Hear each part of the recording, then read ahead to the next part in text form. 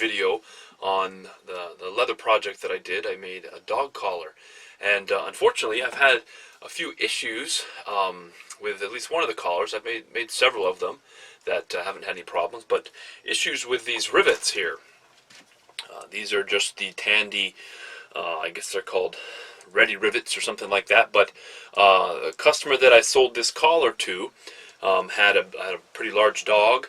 I believe it was a Saint Bernard mix or some kind of a dog, but it was a big dog, and that dog popped these rivets. In fact, they came to the door and had the collar in their hand, and I was pretty embarrassed. The project had failed, and so I thought, I gotta find some better rivets. I mean, these things are crazy. Like, in fact, it was only part of the collar that had popped off, and I took the other part and I just went, popped it open like that, and the rivets were just junk. I don't have a press. Now, maybe if I set them down with a big press, maybe some of you know more about that and have used these rivets, but I will never use these rivets again for a dog collar, because this was a big, strong dog, and it popped out these ready rivets.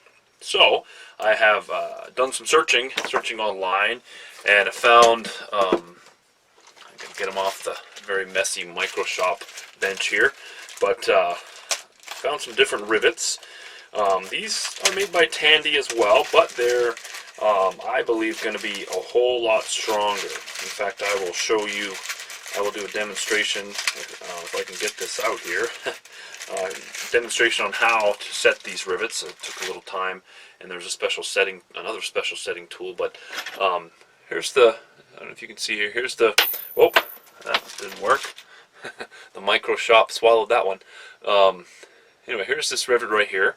And these are number 9s, and then it has this little burr. It's called a little burr. It's kind of like a little washer, as you can see here. And these are solid brass. You can get copper or solid brass ones, and they just go on like this. And then I'll do a close up here, but you use the setting tool to set it. But 2 parts of our rivet here. Like I said, we've got the top stud piece. Now these come in different sizes. I believe these are inch long. I think you can get 3/4, you can get 1/2 inch. I just got the longest ones because I figured, hey, I don't know exactly what the thickness of my leather for each different project will be, so why not get the long ones, because the excess is just snipped off. So then I've got this burr washer here, and basically what you do, you just get your piece of leather, just use a demonstration here, and just stick it through both pieces.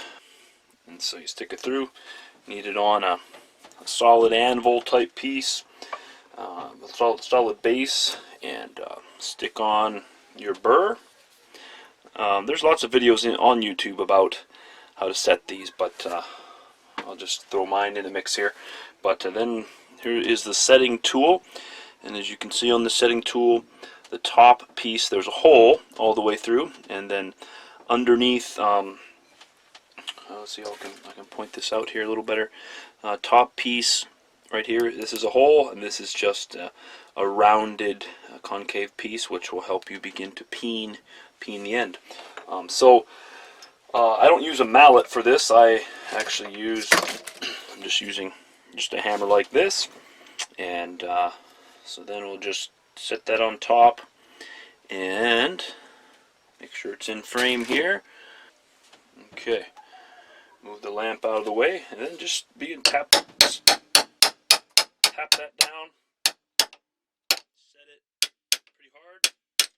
You can see it just pressure fitted the little burr over the top of there.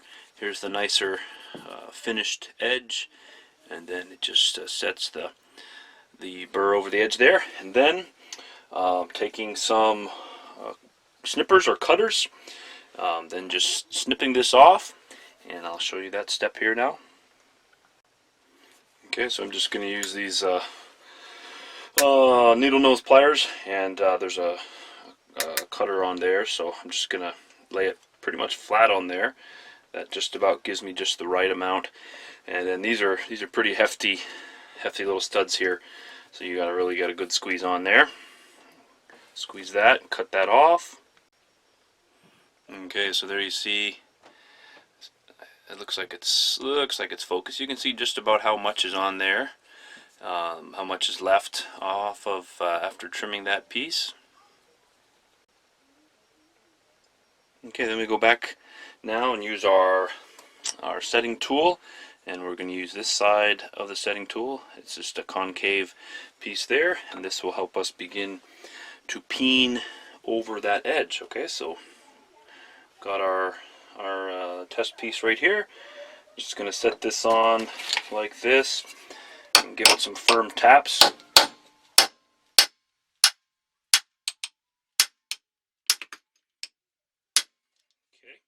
so it begins to give us a nice peened look. And then what I do just to finish it up, I just use the ball peen end of the hammer, which of course is the rounded end, and just begin to carefully tap along here. Now of course it's brass, so it's softer, and it's really, it's able to get a nice peen work look there.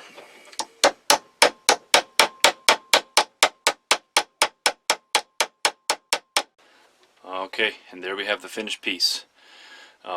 Focus. There you can see.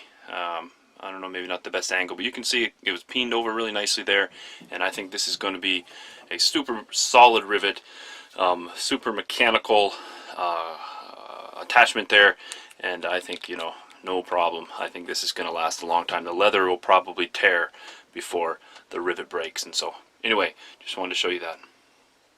Okay, so I redid the collar for that lady, and here you can see the rivets are set, and they're peened over on this side, and they are solid. I even did some stitching, as you can see here, just to make sure this collar will not break. This is a special collar for that St. Bernard dog. So anyway, quick update there, just to show you the rapid rivets. Sometimes I think they're called double cap rivets. I don't know how to set them well enough. Maybe if I had a press, they would set well, but just using the hand setter and the hammer, like you saw in the other video, I would not trust these rivets. Maybe for a belt they'd be fine, maybe for the corners of a knife sheath or something like that, but not for a large breed dog collar. I would definitely use these rivets here with the long stud there and the little copper or brass burr.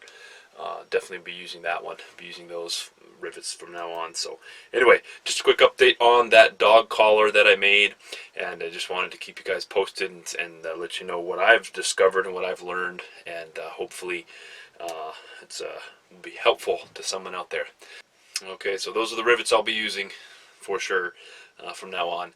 Well, appreciate you watching NuManXplore. We'll see you next time.